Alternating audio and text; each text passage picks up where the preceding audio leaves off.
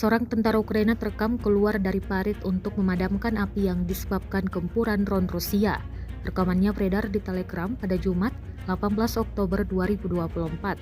Dalam keterangan unggahan disebutkan, Rusia menjatuhkan hadiah dengan pengatur waktu ke ruang istirahat musuhnya. Salah satu angkatan bersenjata Ukraina keluar untuk memadamkan api di ruang istirahat dan dalam hitungan detik tibalah waktunya untuk pemberian hadiah utama, yaitu amunisi Rusia, jelas militer Moskow. Akibat hantaman drone tersebut, tentara Ukraina menderita luka serius. Rekamannya pun kini telah menuai berbagai komentar dari warganet.